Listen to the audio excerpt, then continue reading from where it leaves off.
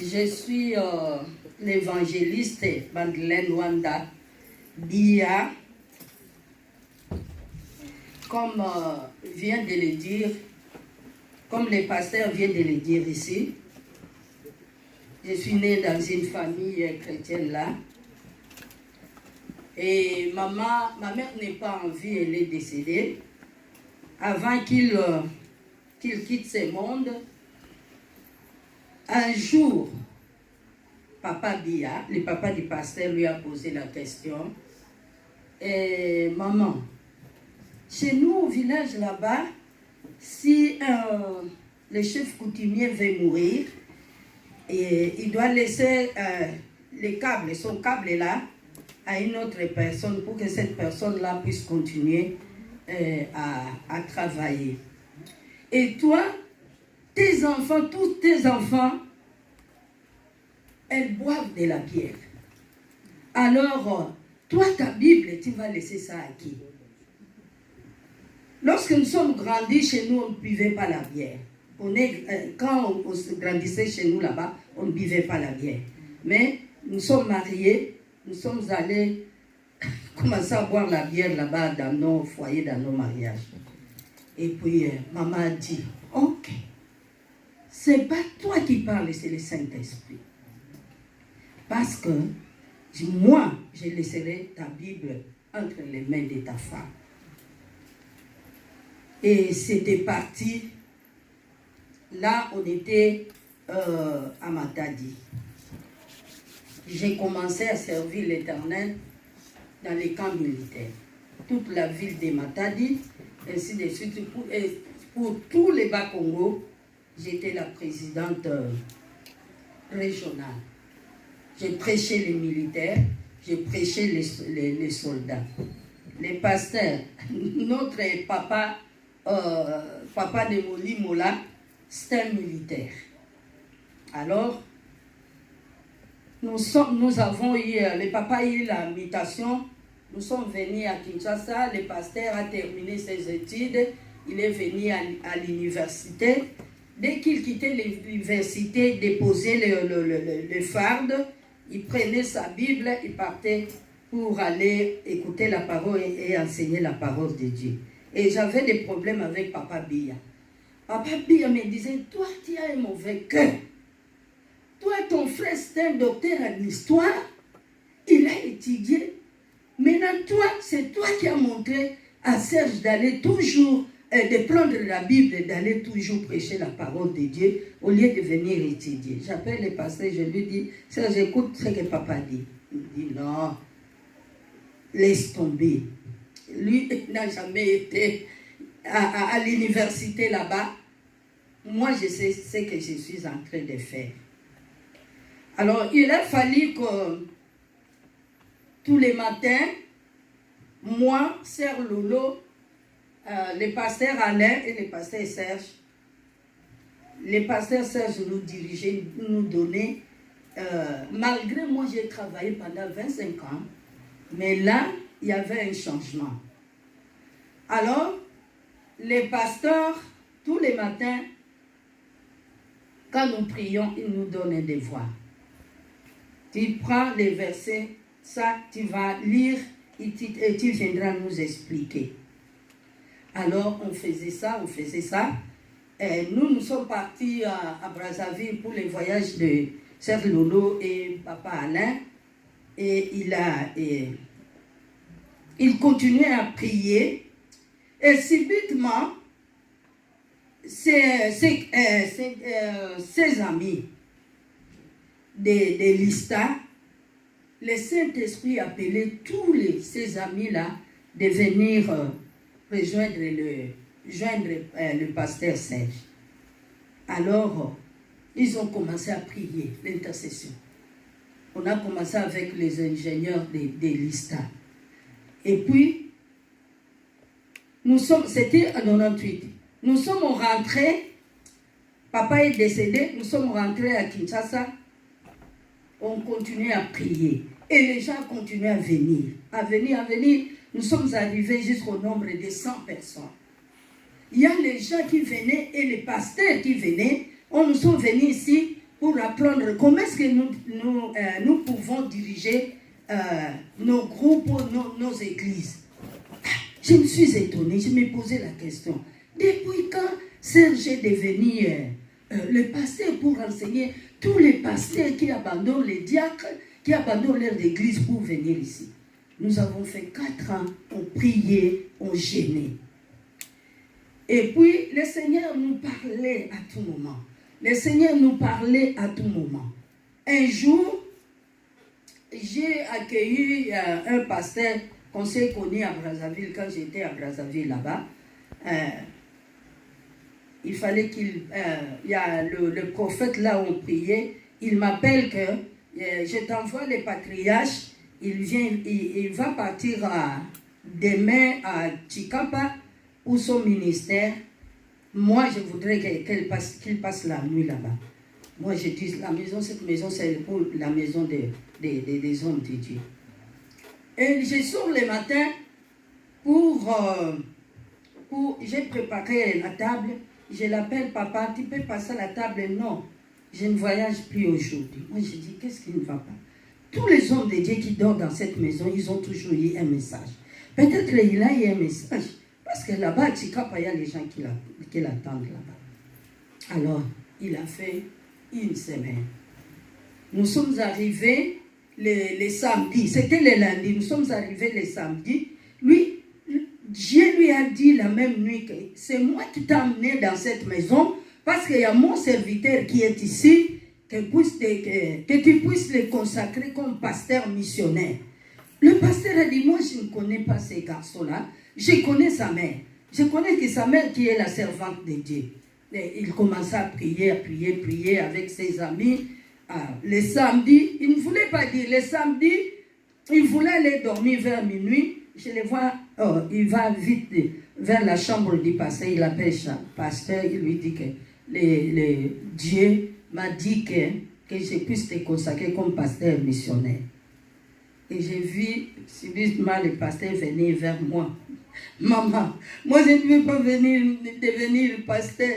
Moi je veux qu'on puisse rester comme ça et prier. Tu vois, c'est un élu. On lui donne le fardeau de servir Dieu, ça fait mal. Parce qu'il sent que c'est un fardeau. Comment est-ce que je vais transporter ce fardeau? Il doit pleurer. Si on te dit tu es servante de Dieu, on te donne, que dirais-je là? On te donne quelque chose pour diriger ou diriger les gens. Si tu trouves ça normal, c'est que tu n'es pas un élu. Tout le monde pleure parce que c'est un fardeau. Moi, je lui ai dit non. Il y a longtemps, pendant 4 ans, on priait ici. Le Seigneur parlait. Le Seigneur disait à tout moment que je vais consacrer mon serviteur, je vais partir avec lui. Il disait, si le moment est là, accepte qu'on puisse te consacrer comme pasteur missionnaire. Et on lui a consacré, c'était une grande fête, on lui a consacré. Avant qu'on accepte les messages de ces pasteurs-là, moi j'ai dit à toutes les personnes qui étaient là, à l'intercession, moi j'ai travaillé avec les militaires. J'ai travaillé avec 7 ou 8 aumôniers. Il y a les aumôniers que le Dieu n'a pas appelés. J'ai vu des bêtises, des désordres dans l'œuvre de Dieu. Alors nous aussi, nous devons demander à Dieu qu'il nous confirme vraiment si c'est lui qui a envoyé l'homme de Dieu pour venir consacrer le pasteur Serge, pour qu'il ne marche pas selon sa volonté. Nous avons gêné pendant 3 jours à sec et le Seigneur nous a confirmé. Il nous a dit, c'est moi qui ai envoyé mon serviteur ici. Alléluia. Et puis, nous avons posé la question à Dieu. Tu as consacré les pasteurs Serge. Quelle est la vision? Comment est-ce que nous allons travailler à l'église? Dieu nous répond, cette église, c'est l'église la compassion divine. après avoir prêché la parole de Dieu, je vous donne un devoir, soutenir les malades, soutenir les orphelins, les lépreux, les vieillards, ainsi de suite. Et comme il venait de dire là, le Seigneur lui a envoyé au Bas-Congo, il est allé prêcher, faire l'évangélisation, une campagne là terrible dans les camps militaires. Moi j'ai fait pendant 25 ans là-bas, aucun jour j'avais fait telle chose. Mais lui, il a délivré les enfants militaires, il a délivré les enfants fortiers, les femmes, et ainsi de suite. Et c'était la délivrance totale. Quand le pasteur Serge grandissait un jour à la chorale, au chantait la chanson d'Isaac. Moi, j'ai dit au pasteur, peut-être il n'a plus dans sa tête là, il n'a plus rien. Moi, j'ai dit au pasteur, toi aujourd'hui tu seras Isaac. On va te lier, allez, on va te mettre sur la table devant toute la chorale. On va faire ce qu'on a fait à Isaac. Il a accepté. Nous l'avons pris, et il était bien vêtu là, avec un costume là, très bien. On fait ce qu'on a fait. Nous avons fait ce qu'on a fait à Moïse. Or, moi, je ne savais pas que le pasteur Serge était un appelé de Dieu. Je ne savais pas tout ce qui s'est passé. Alors, un jour, je passe sur un terrain là, Matadi. Il y avait les Suédois qui sont venus avec Sango Malamu. Il y a des frères qui chantaient là. On me présente, ce sont les deux frères là, de même père et de même mère. J'ai dit ça, Seigneur, si un jour tu me faisais une faveur, que mes deux enfants puissent te servir comme ces deux enfants-là, je ne manquerai pas à te louer, à te glorifier. Alléluia. Amen. Là, à ce moment-là, j'ai parti au camp pour aller visiter les mamans qui étaient malades. J'étais à l'évangélisation. Et Dieu a exaucé ma prière. Bien-aimés, à tout moment où nous vivons dans ce monde, nous devons vraiment parler des bonnes choses, penser des bonnes choses pour nos enfants. Alors, le Dieu Tout-Puissant accomplira ça. Dieu accomplit ce qui était mon désir. Et me voici maintenant, j'ai deux garçons, j'avais trois, l'autre est décédé. Je suis resté avec deux garçons, tous les deux garçons servent l'Éternel. On applaudit pour le Seigneur. La vision dans une église, la vision, c'est l'œil de l'église. Si dans une église, on n'a pas la vision, on marche selon la volonté. Là, les derniers jours, Jésus vous dira que je ne vous connais pas. Il faut marcher selon la vision. La vision, c'est la lampe qui allume la vision, qui allume l'église. Alléluia. Amen. Cette vision. La vision de la compassion. Quand je prêche là-bas à Kinshasa, bien aimé, je leur dis que nous sommes des heureux. Dieu nous aime. Quand je regarde toutes les visions de d'autres églises, nous avons les pasteurs, comment s'appelle-t-il, les pasteurs de la compassion là? Marcelo. Marcelo, lui, il a aussi l'église de la compassion, mais il parle de la sainteté.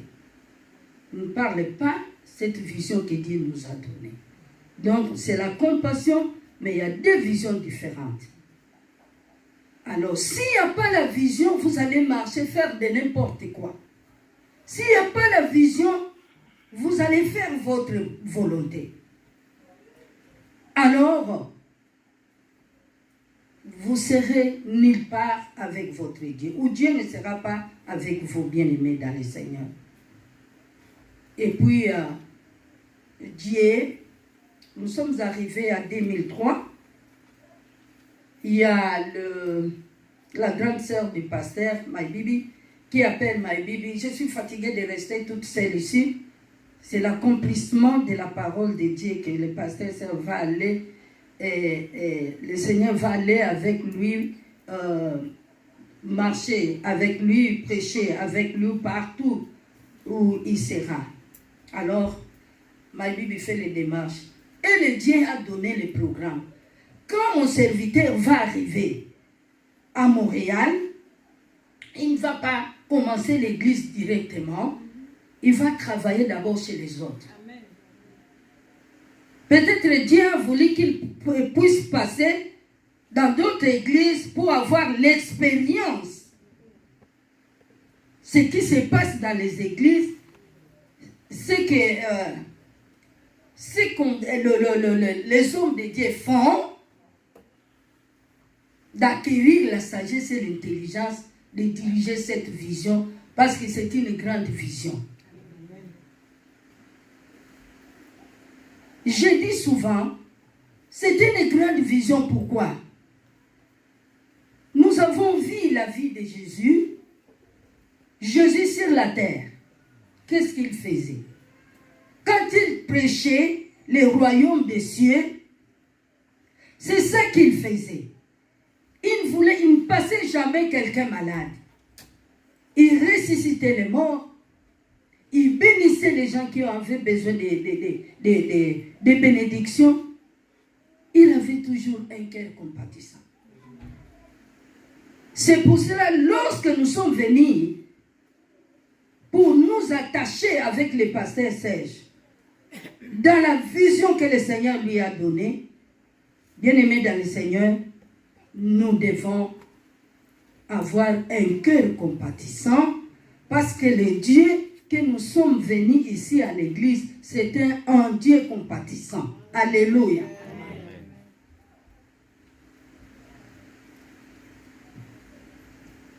Qu'est-ce qui s'est passé pour qu'aujourd'hui on nous donne cette vision compassion? Nous savons qu'il y avait un problème au jardin d'Éden. L'homme a désobéi. Il a dérouté.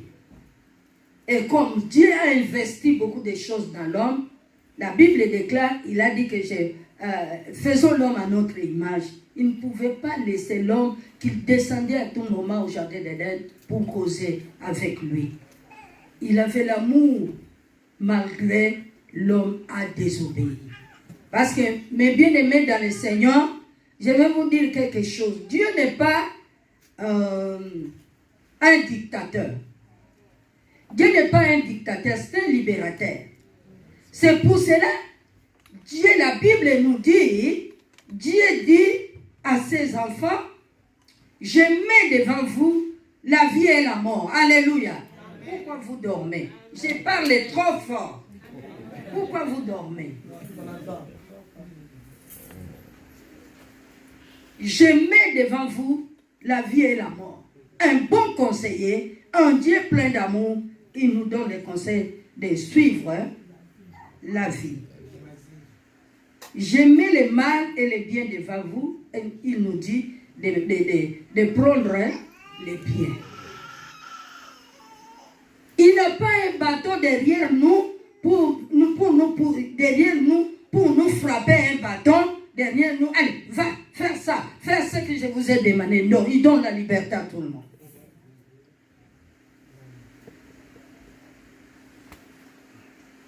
Alors, c'est pour cela, cette vision, c'est une grande vision. Que d'autres personnes n'arrivent pas à faire ça. Ici, nous ne parlons pas d'autres églises, nous parlons de notre église. Mais on peut témoigner quand même des choses qui passent dans d'autres églises.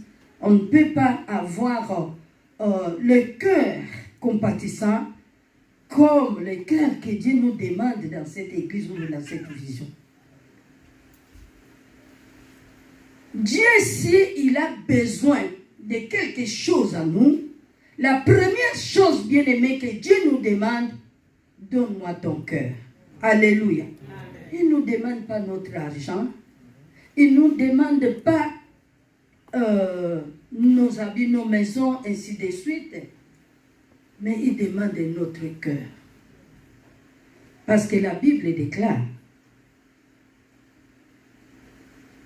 toute personne qui me reçoit comme Seigneur et Sauveur, moi et mon Père, nous viendrons demeurer en lui.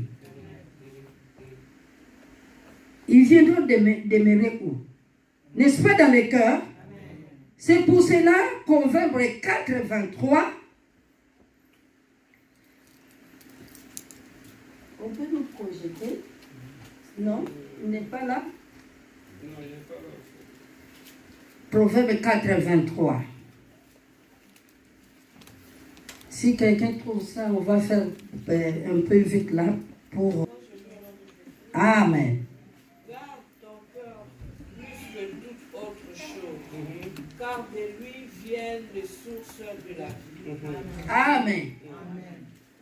Garde ton cœur de plus que toute autre chose, car de lui viennent les sources de vie.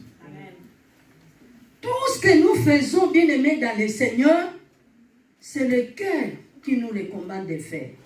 C'est le cœur qui dit à la main d'aller faire du mal. C'est le cœur qui dit aux pieds d'aller voler, d'aller faire n'importe quoi, le contraire de Dieu. Alors, nous devons, dans notre cœur, nous devons préserver notre cœur en recevant Jésus-Christ comme notre Seigneur et Sauveur. Lui donner notre vie. Il y a le cœur qui n'a pas Jésus-Christ, s'il vous plaît. Ce cœur-là ne peut pas avoir la compassion. Ce cœur-là ne peut pas avoir l'amour. C'est un cœur qui fait toujours du mal, qui pense toujours du mal. Alors, si quelqu'un préserve bien son cœur, Jésus-Christ est dans son cœur, lui, il est à genoux devant Jésus-Christ, cet homme-là est béni. Cet homme-là est guéri. Cet homme-là, il a toutes les possibilités. Matthieu 21, 34. D'autres personnes prennent Matthieu 20, 34 et Marc 6, 34. Matthieu chapitre 20, verset 34. Je lis en nom de Seigneur Jésus-Christ. Émis de compassion, Jésus toucha leurs yeux et aussitôt ils recouvrirent la vie et le suivirent. Marc 6, 34.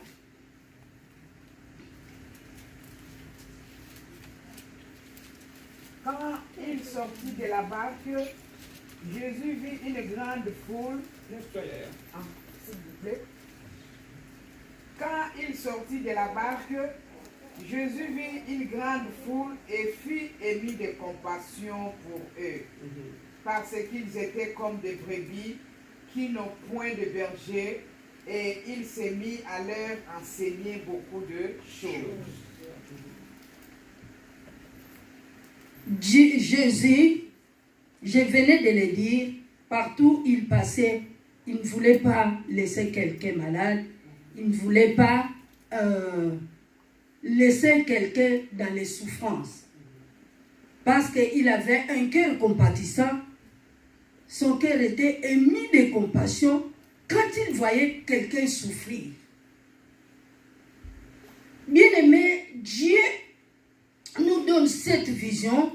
Dieu nous envoie vers les gens qui ne peuvent rien de retour nous donner quand nous leur faisons du bien. Jésus est venu sur la terre. Et suivez-moi bien, bien-aimé. Jésus est venu sur la terre. Il a prêché. Est-ce que nous avons donné quelque chose à Jésus? Non. C'est Jésus qui nous a donné la vie éternelle.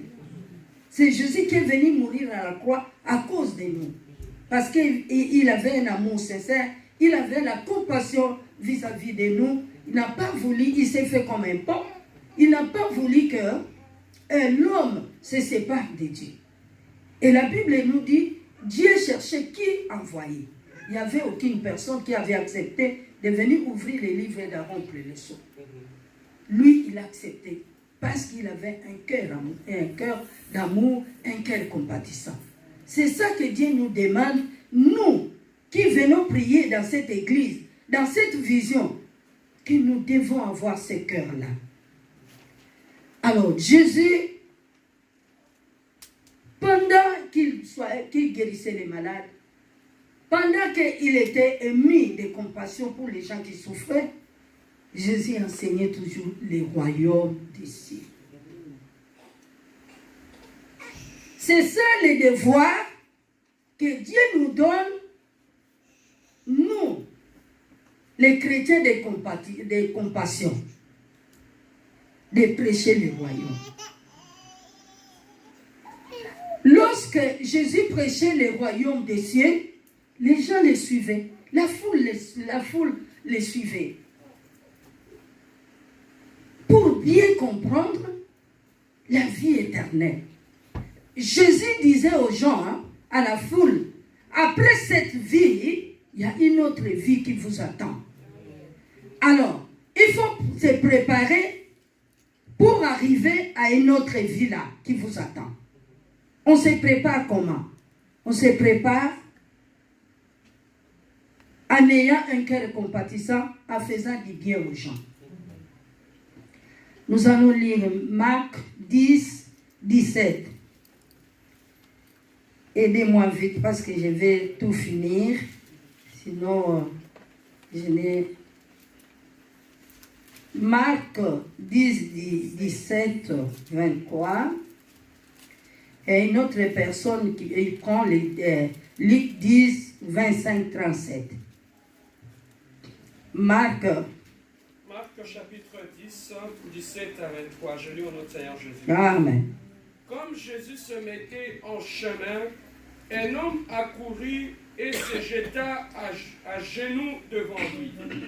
Bon maître, lui demanda-t-il, que dois-je faire pour hériter la vie éternelle? Jésus lui dit, pourquoi m'appelles-tu bon? Il y a de bon que Dieu seul. Tu connais le commandement. Tu ne commettras point d'adultère. Tu ne tueras point. Tu ne déroberas point. Tu ne diras point de faux témoignages. Et tu ne feras tort à personne. Honore ton père et ta mère. Il lui répondit, Maître, j'ai observé toutes ces choses de ma jeunesse. Jésus l'ayant regardé les mains et lui dit, il te manque une chose. Va, vends tout ce que tu as, donne-le aux pauvres, et tu auras un trésor dans les ciels, puis viens, suis-moi. Mais affligé de ces paroles, cet homme s'en alla tout triste, car il avait de grands biens. 23. Jésus regarda autour de lui à ses disciples. Il sera difficile à ceux qui ont la richesse d'entrer dans le royaume de Dieu. Amen. On s'arrête ça, le pasteur. Merci. Luc chapitre 10, verset 87. Un docteur de la loi se leva et dit à Jésus pour le prouver, Maître, que dois-je faire pour hériter la vie éternelle? Jésus lui dit, qu'il est écrit dans la loi, qui dis-tu? Il répondit, tu aimeras le Seigneur ton Dieu de tout ton cœur, de toute ton âme, de toute ta force, de toute ta pensée, à ton prochain comme toi-même. Tu as bien répondu, lui dit Jésus, fais cela et tu vivras. Mais lui, voulant se justifier, dit à Jésus, et qui est mon prochain? Jésus reprit la parole et dit, un homme descendait de Jérusalem à Jéricho, lui tomba au milieu des brigands, qui les dépouillèrent, les chargèrent des coups et s'en allèrent. Il les laissa en demi-mort. Un sacrificateur qui par hasard descendait par le même chemin ayant vu cet homme passant doute. Un lévite qui arriva aussi dans le lieu, l'ayant vu passant outre. Mais un Samaritain qui voyageait étant venu là, fut ému de compassion lorsqu'il le vit. Ils s'approchèrent et banda ses plaies, et en y versant de l'huile et du vin, puis il les mit sur sa propre monture, les conduisit à une hôtellerie et prit soin de lui. Le lendemain, il tira deux derniers. Suivez bien, suivez bien. Le lendemain, il tira deux derniers, les donna à l'autre et dit, aie soin de lui, est-ce que tu penseras de plus, je te les rendrai à mon retour. Lequel de ces trois te semble avoir été le prochain de celui qui était tombé au milieu des brigands? C'est celui qui a exercé la miséricorde envers lui, répondit le docteur de la loi. Et Jésus lui dit, va et toi fais de même. Alléluia. Dans les livres de Marc, nous avons lu les problèmes d'un jeune homme riche. Comme je venais de dire que Jésus prêchait le royaume. Quand nous sommes là, bien-aimés dans le Seigneur, nous sommes les filles et les fils du royaume. Si nous suivons les rapports de Jésus après avoir fini son travail, les rapports qu'il a donnés à son père, il a dit à son père, papa, le peuple que tu m'as donné, je l'ai enseigné tout ce que tu m'avais dit. Et maintenant, je les remets entre tes saintes mains. Ils vivent dans ce monde, mais ils ne sont pas de ce monde. Alléluia. Et alors, un jeune homme riche, il a écouté le message. Il suit Jésus. Maître, que puis-je faire pour hériter la vie éternelle? Alléluia. Amen. Jésus lui dit,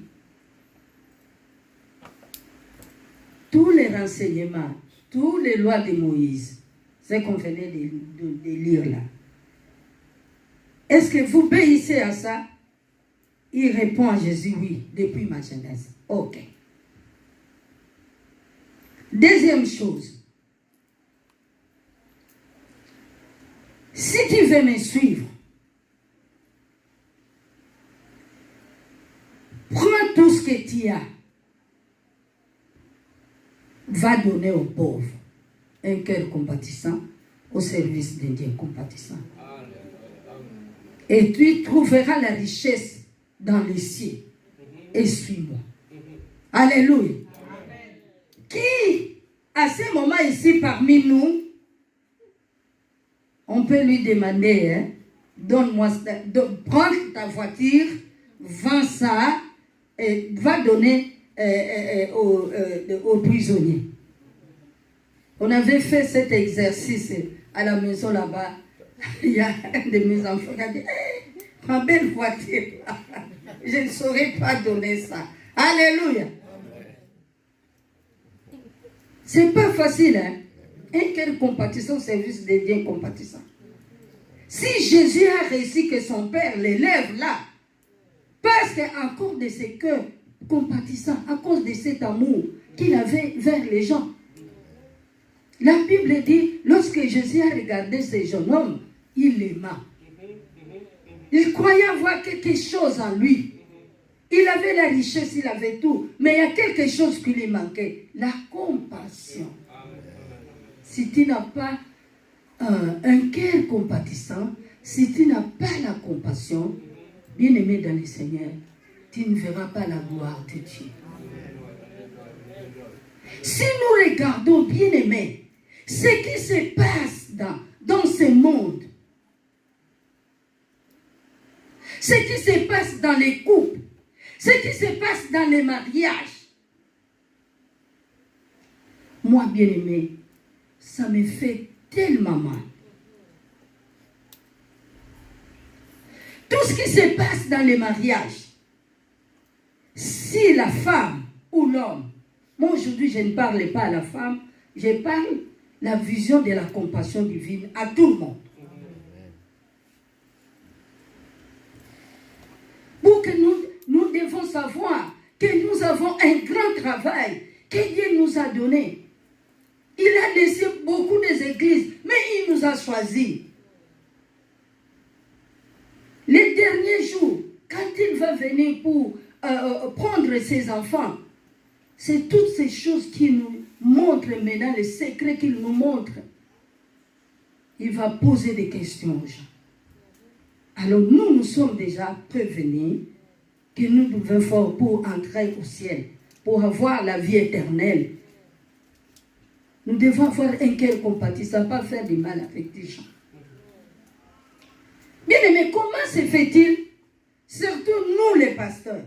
Il faut faire attention quand quelqu'un vient te parler son problème. Il faut bien écouter, sinon on va te prendre un pasteur aventurier. Une femme, son mari, fait les démarches. Il fait les démarches. Les démarches, c'est fini. La fille ou bien la femme arrivée à l'aéroport, il y a un autre homme qui l'attend. Alléluia. L'homme commence à poser des questions. Mais tu vas où? Tu vas où? Mais tu vas où? Oh, quelqu'un qui peut avoir un cœur compatissant, est-ce qu'il peut faire des choses comme ça? Et cette personne-là, quand il vient vers les pasteurs, si tu ne lui demandes pas bien pour la profondeur de son problème, on va t'appeler un pasteur aventurier. Si vraiment un homme ou une femme, disons, parce que ça se passe toujours chez les femmes. Les hommes aussi ont des erreurs. Mais ce que les femmes font, c'est plus. Alléluia. Amen. Si une femme a un cœur compatissant, suivez-moi bien aimé dans le Seigneur. Il ne peut pas arracher les enfants à son mari. Il ne peut pas priver les enfants à son mari. Les sangs de son mari. La sémence de son mari. Même si elle a un problème avec son mari, elle ne peut pas arracher les enfants. Alléluia. Amen. Il ne peut pas détruire son mari, le père de ses enfants. Si tu ne veux pas rester avec le mari, parce que tu veux rester une femme libre, pour avoir l'argent des enfants, oui. Vraiment, cette femme-là, c'est une malheureuse. Oui, sorcière. Oui. Alléluia. Amen. C'est la vérité parce que la femme ne peut pas avoir un cœur comme ça. Hein? Ça me fait mal tellement. Hier, on nous a dit que quelqu'un, il a divorcé avec sa femme, il a fui pour donner l'argent de... Qu'est-ce qu'on appelle ça? Pension alimentaire. Il est venu ici, il a fait une crise cardiaque, il est mort comme ça. Et la femme n'aime pas voir l'homme assassiné. Si vous avez déjà fait des enfants, si ça ne va pas de continuer, séparez-vous parce que les enfants sont là. Il ne faut pas maltraiter l'autre. Bien aimé, tout ce que nous faisons ici, toutes ces choses-ci passeront. Ce sont les œuvres qui seront derrière nous. Amen.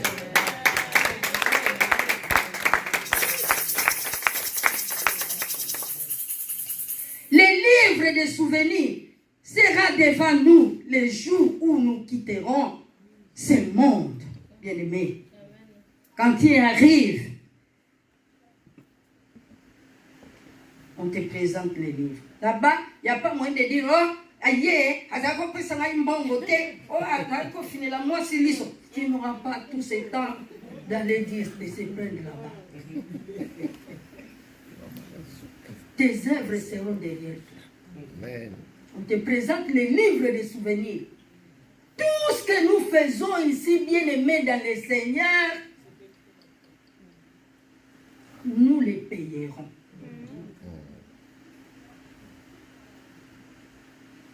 tu gagnes ces œuvres-là qui vont t'indiquer là où il faut partir. À gauche, à droite. Si tes œuvres sont bonnes, tu avais un cœur compatissant, tu pardonnais, tu avais l'amour des gens, allez, on vient avec une robe de gloire, on t'habille. Les anges te transportent et tu vas rester à côté de Jésus. Toi qui es gang,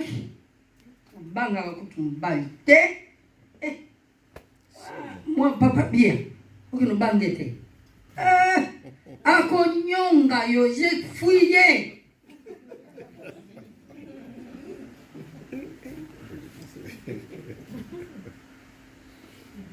Je me suis mariée à l'âge de 16 ans. C'est il qui m'a éduquée. L'éducation que j'ai maintenant, j'ai appris ça chez lui. Bien aimé, vous jouez avec les hommes. Hein?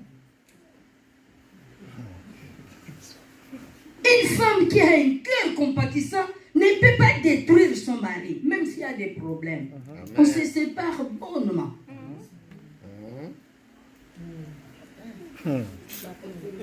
On se sépare bonnement.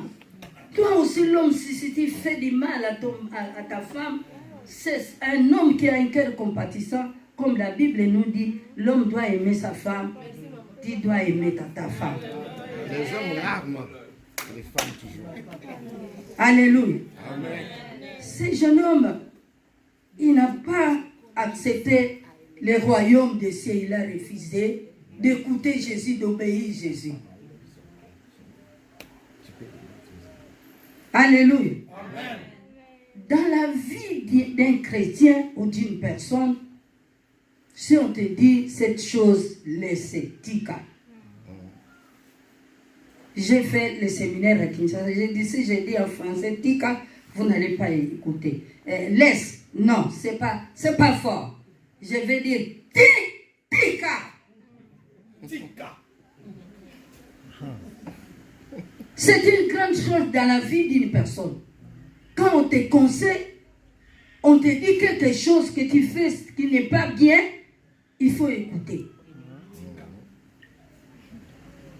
Ce jeune homme a refusé le royaume d'ici. Il est parti avec ses biens. Toi aussi, comme tu ne peux pas voir le royaume d'ici, tu prends les enfants, tu vas avec les enfants. Tu abandonnes l'homme, tu abandonnes tout. Alléluia. Amen. La deuxième personne, c'est les docteurs de la loi qui écoutaient Jésus. Le royaume des cieux. Le royaume des cieux, il arrive là-bas. Que puisse faire? Toujours c'est la même question. Que puisse faire pour hériter la vie éternelle? Jésus lui dit, Jésus lui parle, mais il voulait insister.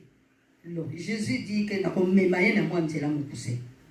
il y avait un brigand, il y avait un homme qui a été tabassé par les brigands et les trois autres là qui connaissaient Jésus, qui n'avaient pas un cœur compatissant, ils ont passé. Mais le bon Samaritain est venu, il a secondé cet homme-là. Il est parti, il a pris son âne, je ne sais pas si c'est quoi. Alors, il l'amène à l'hôpital, il paye son argent.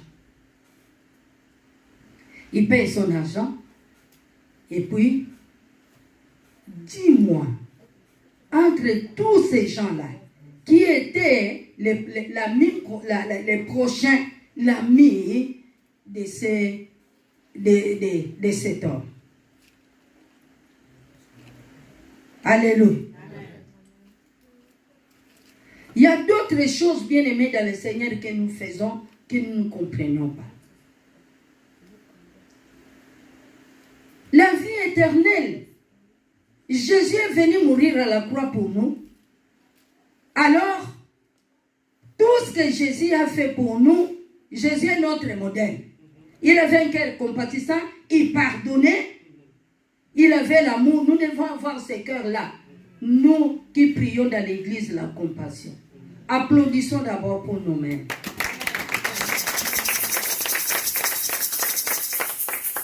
Toute personne qui fait du bien à son prochain, cette personne-là donne de la joie dans le cœur de Dieu.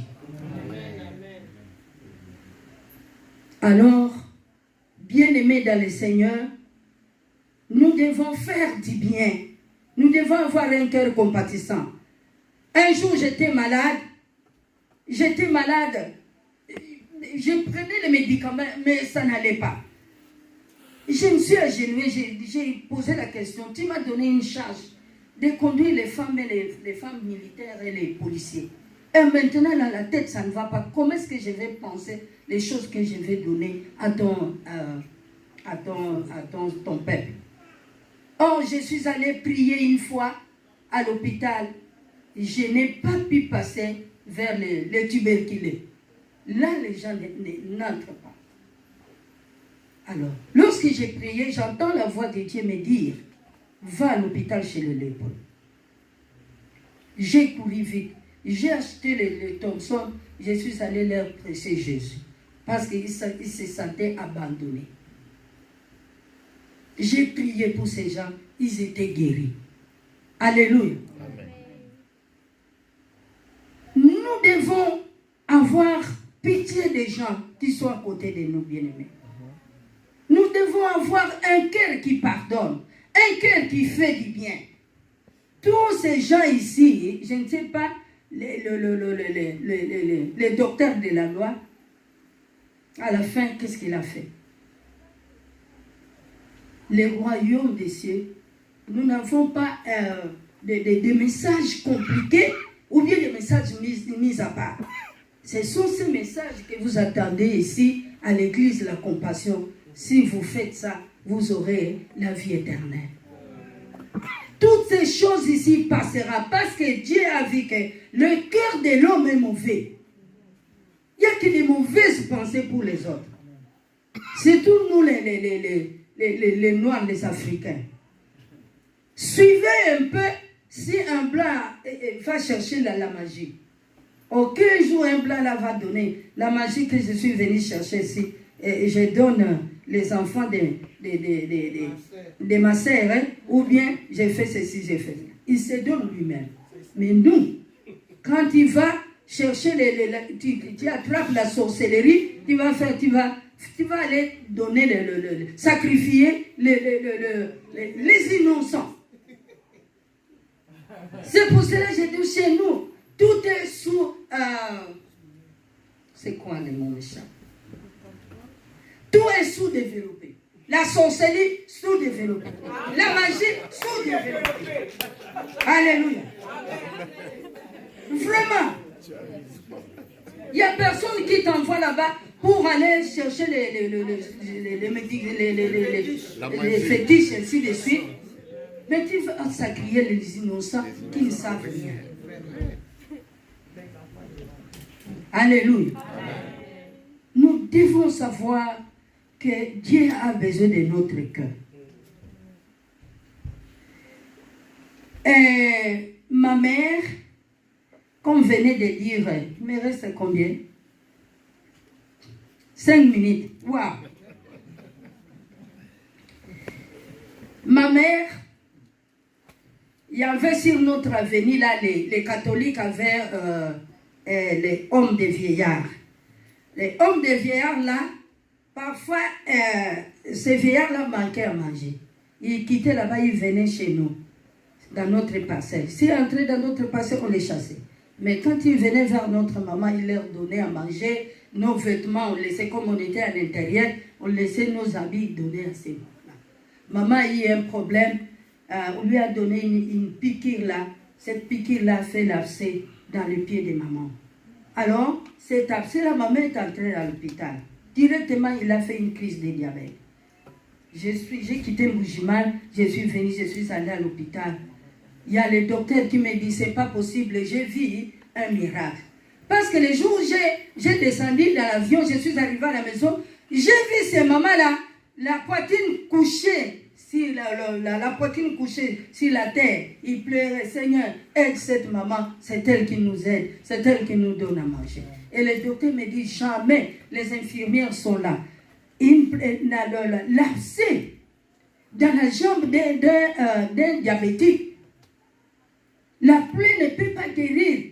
Ça ne guérit pas vite ou bien on coupe la jambe, n'est-ce pas les infirmières? Mais cette maman, dans 5 jours, la plaie était guérie. Elle est sortie de l'hôpital. Un cœur compatissant au service des dieux compatissants. Et là, vous allez aller lire à la maison les problèmes des rites. Il y a un rite 1, 15 à 19, de 11 ou bien tu lis tous les livres des rites. Il n'y a pas beaucoup de passages là. Lis tous ces livres-là des rites, tu vas savoir qu'est-ce que... Parce que mon thème était la récompense d'un cœur compatissant. Lorsque nous avons un cœur compatissant, Dieu nous paye. Nous aurons la vie éternelle. Je dis et je répète, nous aurons la vie éternelle. Il ne faut pas vouloir de rester ici, aller dans l'affaire, rester souffrir ici. Il faut accepter aller au ciel en faisant ce que Dieu nous demande. Amen. Il faut vous pardonner. Je vois Ruth, nous connaissons son histoire. Ruth ne voulait pas laisser sa belle-mère aller toute seule. Vous croyez que quand ils étaient ensemble, il n'y avait pas de problème qui s'est passé? Mais cette femme-là était une femme révélée. Une femme qui avait l'amour vis-à-vis dans son cœur. Et elle avait un cœur compatissant.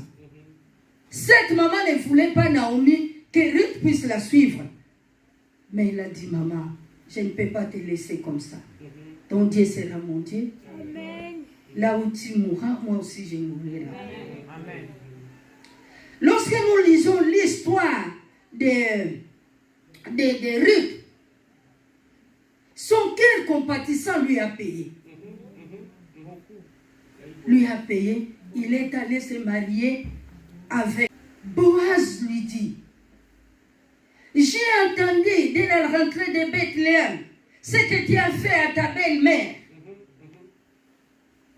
Cette chose-là touchait tous les gens, les Israélites, tous les gens qui restaient à Bethléem, c'est que Ruth a fait. Si Ruth est arrivée à faire toutes ces choses-là, parce qu'elle avait un cœur compatissant. Amen. Et ce cœur compatissant lui a payé. À la fin là, tu vas lire que Dieu a béni Ruth. Ruth est tombée en grossesse. Elle a accouché un fils Obed. Si nous regardons, Ruth est entrée dans la généalogie de Jésus-Christ. Alléluia. Parce qu'elle avait un cœur compatissant. Elle ne voulait pas voir sa belle-mère sans pour autant avoir quelque chose de manger. Je vais glaner dans les champs. Son cœur compatissant lui amène dans les champs là, il va trouver Boaz. Et c'était une femme très polie.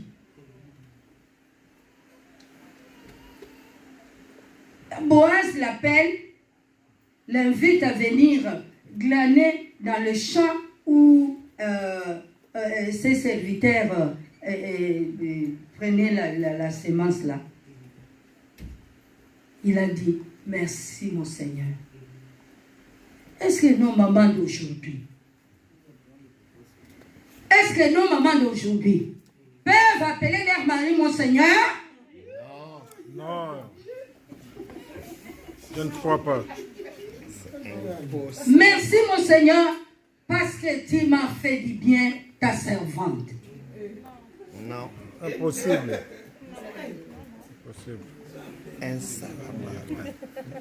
Ne joue pas avec moi pour ce qu'on a matin. Attends, yo benga tu mo memenga na poto. Na ngaki yana na ndenge na ngai. Pour ce qu'on a matin poto mo lo banini. Tu es malheureuse, tu es maudite. Parce que tu n'es pas reconnaissant à cette personne-là qui t'a fait du bien, qui t'a donné des enfants, qui te donne de l'argent, qui te fait du bien. Alléluia. Amen. L'argent va rester. Le plaisir de ce monde ici va rester. Il y a une vie qui nous attend. La vie éternelle. Là où nous serons couronnés. Amen. Alléluia. Amen. Est-ce que vous êtes d'accord avec moi? Oui.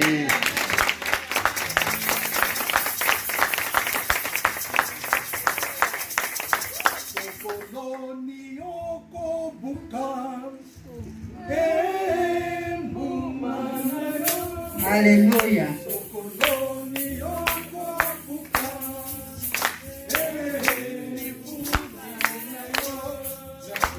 Alléluia. Pour terminer, la récompense de la compassion, nous allons trouver cette récompense-là dans Psaume 41, 1 à 4. Je peux même citer ça. Alléluia. Amen. Pasteur, s'il vous plaît, si vous pouvez vous lire pour nous. Et j'ai laissé d'autres enseignements. Parce que ça, je donne ça pendant une semaine. Je couper.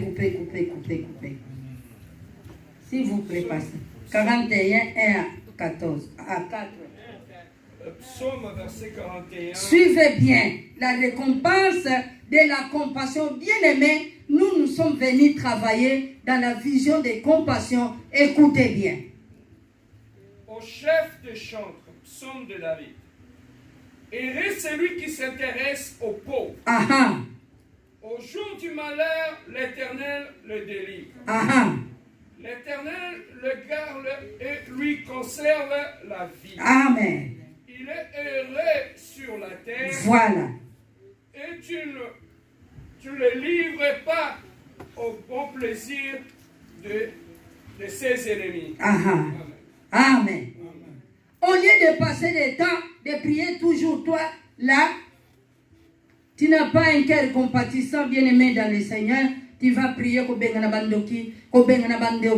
entre-temps, ton cœur n'est pas bien. Tu n'as pas l'amour, tu n'as pas la compassion, tu ne pardonnes pas. Tu as dans ton cœur, au lieu que Jésus soit là, ton cœur, tu fais quoi? Allez, tu mets les gens dans la prison. Tu mets les gens dans la prison, comme pasteur a dit ces jours-là, que balem sous la mérite est à la pembe, au cadre catholique. Hein? Bien-aimé dans le Seigneur, si je suis passé ici, j'ai voulu un peu vous expliquer. Pour être heureux sur la terre, il faut avoir un cœur compatissant. Pour que Dieu puisse te soutenir, il faut avoir un cœur compatissant. Pour que Dieu puisse combattre avec tes ennemis, il faut avoir un cœur compatissant. Dans ton dit le malade, s'il veut chercher le docteur, Jésus sera ton docteur. Alléluia. Et à la fin, Jacques dit, dès 27, le véritable culte, c'est donner, savoir donner à quelqu'un qui a faim, donne-lui le pain. S'il n'a pas l'habit, donne-lui l'habit. Bien-aimé, voilà le devoir que Dieu nous a donné. Alors prochainement, on va voir ce que Dieu a dit aux enfants d'Israël. Vous gênez, vous criez, pour que moi je puisse vous soutenir. Entre vous, vous querellez. Il y a toujours des problèmes. Est-ce que moi, Dieu, je peux accepter les jeunes pareils? Non, je ne peux pas accepter ces jeunes pareils. C'est Ésaïe 58, là, 1 jusqu'en bas. Moi, je ne peux pas accepter ces jeunes pareils. Voilà les jeunes que moi, je n'ai pas accepté. aider quelqu'un qui est malade, donner à manger aux gens qui ont faim, faire du bien aux gens qui souffrent. Bien aimé, la Bible nous dit, la vision que Dieu nous a dit, c'est ça. Chez nous là-bas, nous allons, quand je vais prier, prêcher en prison là-bas, on prépare les choses à manger. Comme c'est le pasteur nous a laissé ces systèmes, prépare les choses à manger. Une fois, je suis allé prêcher en prison, j'ai trouvé 400 personnes. Et tous ces 400, ils ont reçu Jésus comme leur Seigneur et Sauveur. Nous allons toujours à l'hôpital. Là, chez le lépreux, il n'y a personne qui va là-bas. Mais l'église de la compassion va là-bas. Nous entrons même dans les chambres. Avant que les doigts puissent se couper, ça commence d'abord par la plaie. Tu vas voir ta soeur, ton frère, en train de pleurer parce que ça fait mal. Nous visitons toute la ville de Kinshasa, les hommes de vieillards. Et Dieu nous a donné, bien aimé, écoutez bien, vous avez un devoir, l'église de la compassion, pour soutenir l'église de Kinshasa. Parce que là-bas, il y a des jeunes. Parce que l'église de la compassion, Dieu a dit, ce sont les jeunes. Enseignez-leur la compassion, enseignez-leur la parole de Dieu. Ils sont comme la pépinière. Nous comprenons la pépinière. Avant qu'on puisse planter le légume, on passe d'abord la pépinière. Christian, tu me suis? Vous êtes des pépinières. Alors, quand on met les semences dans la terre, ça pousse. Lorsque ça pousse, si c'est bon, on prend ces petites plantes-là, on met dans les plates-bandes, allez, ça grandit, ça devient le légume qu'on peut manger. Ça, c'est la genèse de l'église de la compassion. Il faut savoir que l'évangélisation, c'est entre vos mains, la jeunesse. Même là, nous sommes plus de 60 jeunes dans l'église. Mais malheureusement, ils ont fini les études, ils ne travaillent pas, il n'y a pas de travail, il n'y a pas d'argent, mais ils servent l'Éternel avec un cœur compatissant. Alors, nous devons savoir tout ça, parce que Dieu nous aime, il nous a donné une bonne vision. Est-ce qu'on peut applaudir pour Dieu?